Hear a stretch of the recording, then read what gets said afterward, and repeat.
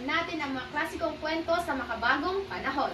Yes, at sa episode na to, partner, pag-uusapan natin ang isang teleseryeng tumatak sa puso ng mga Pilipino. At ito ang Maria Clara at Ibarra.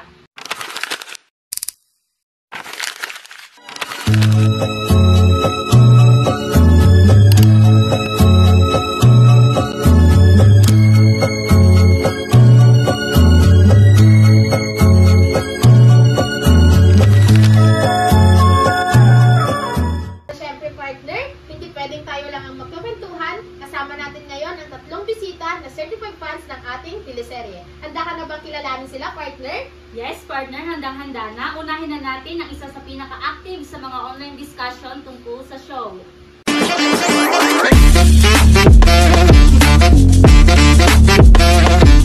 Hi po! Hello mga viewers! Ako nga pala si Rufa, in short, May. Go, go, go! Todo na to! Hi May! Grabe Hi. naman! Ngayon partner, kasama rin natin ang aspiring actor ng klase.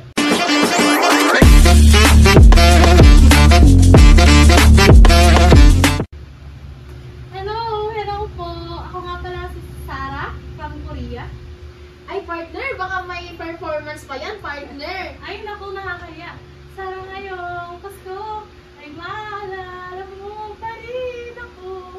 Wow, talaga namang partner. At syempre, partner, hindi magpapahuli ang witty queen ng grupo.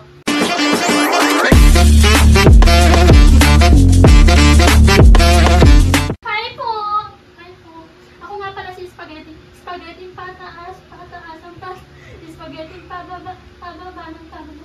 Grabe partner! Grabe. Grabe ang energy nila partner. So ngayon partner, handa ka na bang kamustahin sila? Yes, partner. Ating at silang isa-isahin nga. Kamusta ka naman, May? Okay lang po.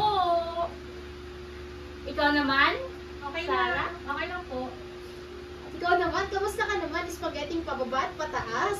Pretty pa rin. Ay. Ay, grabe Ayun talaga. partner, dadako na ba tayo sa ating mga tanong partner? Yes, partner. Pag 3 pataas, mag-Bonakid Preschool. 3 plus pag 3 pataas, mag-Bonakid Preschool. 3 plus. Kaya moms, mag-3 pataas na sila. Bigyan sila ng Bonakid Preschool 3 Plus for a triple boost advantage in growth, energy, and immunity. Pag 3 pataas, mag-Bonakid Preschool. 3 plus.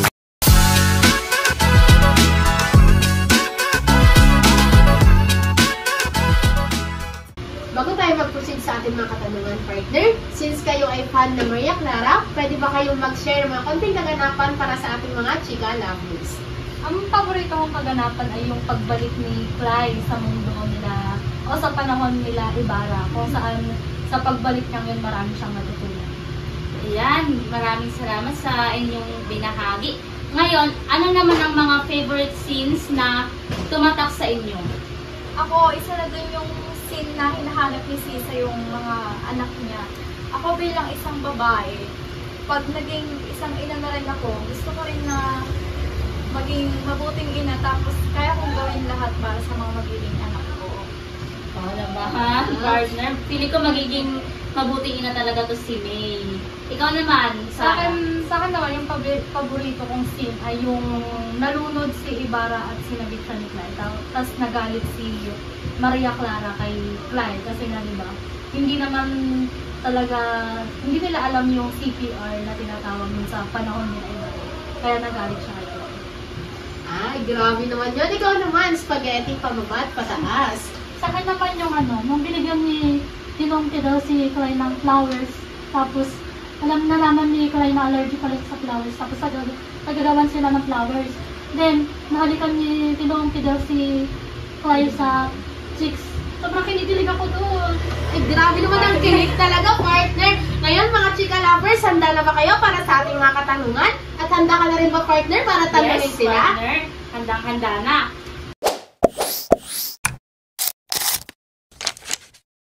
Para sa inyo, ano ang pinakamahalagang aral na natutunan ninyo sa Maria Clara? Ako, yung natutunan ko kay Maria Clara, yung pagiging mabuting anak, tsaka yung pagiging marangal kahit na sobrang hirap na ng sitwasyon. Grabe na, talagang pagiging mabuting anak at ina talaga si May, partner. Ngayon naman, partner, sa tingin nyo, bakit mahalaga pa rin pag-usapan si Maria Clara sa panahon natin ngayon? Kasi yung sa simbolo siya ng kababaan loob. Kasi naging simbolo siya ng kababaan loob. Ang ganda nun, partner. Sa pangatlong tanong naman, kung makakausap ninyo si Maria Clara, ano kaya ang gusto nyong sabihin sa kanya? Ako sasabihin ko sa kanya, kahit na napaka-gentle niya, marunong siyang tumindig. Kunyari, sa mga, di ba si Maria Clara, meron siyang isang salita, marunong siyang tumindig sa mga sinasabi niya. Talaga namang ang huhusay ng ating mga guest ngayon, partner. Para sa ating pang-apat na katanungan, paano niyo ikukumpara si Maria Clara sa babae ngayon? Mas empowered na ngayon, pero may puso pa rin. Marunong magmahal, tsaka lumalaban sa tama.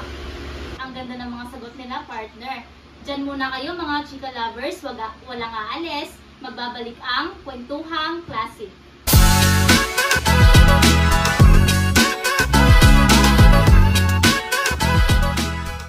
Welcome back mga chika lovers. So ngayon, partner, dadako naman tayo sa ating secret challenge reveal. Oo nga, partner. Kanina, ang gaganda ng mga sagot nila. Pero ngayon, may konting twist tayo. Ay ano to? Kinakabahan ako. Oo nga, ako din. Ano ba? Huwag kayong kabahan. Simple lang. Meron kaming mga papel dito. At sa bawat papel, may isang eksena sa Maria Clara at Ibarra. Ang kailangan nilang gawin ay bubunot kayo ng isa at ang challenge ay Reenact nyo ang scene na yan kung paano ang scene na yan kapag nasa taong 2025.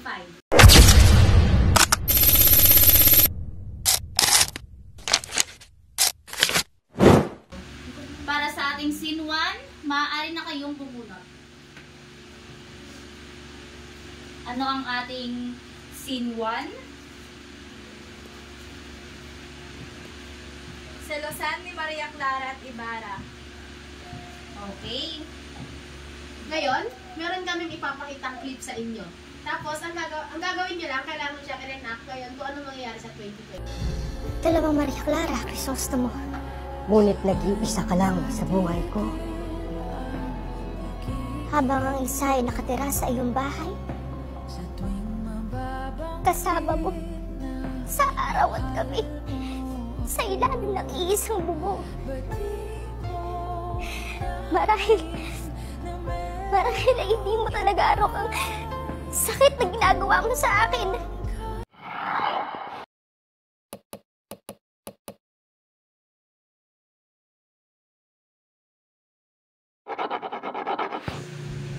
Ibarra, bakit ka may heart sa TikTok ni Binibining Fly? Love, yan yung project namin sa Philippine Literatures Influencer. Don't cancel me, please. Ah, ganon. Gusto mo bang mag-viral tayong dalawa pareho? Ay, grabe naman yun, partner. Akalain mo yun? Nagawa nila yun? Oo nga, ang gagaling. Baka pwede na silang mag-artista. Or baka pwede nilang palitan yung mga tauhan sa Maria Clara, partner. So ngayon naman, partner, dadako naman tayo sa ating scene 2. Maaari na kayong bumunot para sa scene 2. Debate ni Padre Damaso at Ibarra. Matuto lang ng konti. Abay, kung makaasta, akala mo kung sino na. Katulad ng mga tuta na nakapag-aral daw sa Europa.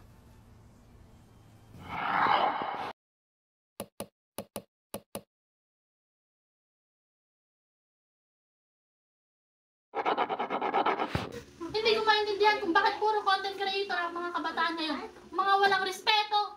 Father, advocacy content po ito, hindi cloud chasing. Grabe naman yung partner, galit na galit, parang gustong manakit. Kaya nga, partner, ngayon, ano naman kaya yung scene number 3 natin, partner? Mali ka na bang bumunot?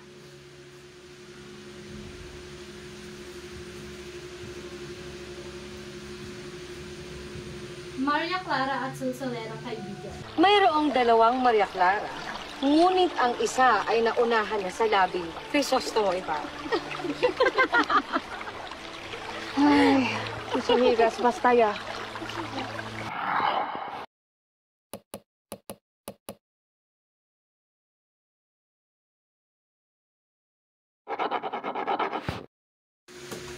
May Maria Clara. Pero ang isa, nauna ng halikan ni Ibarra. Okay lang, mas maganda naman ako dun. Diba ang ating guest ngayon, partner, ang uhusay? So ayun partner, mga kachika lovers, kahit iba na ang panahon, dala pa rin natin ang puso ni Maria Clara at ang tapang ni Clyde. Tama, partner. Modern man ang mundo, timeless pa rin ang kabutihan, respeto at katapangan. Tama yan.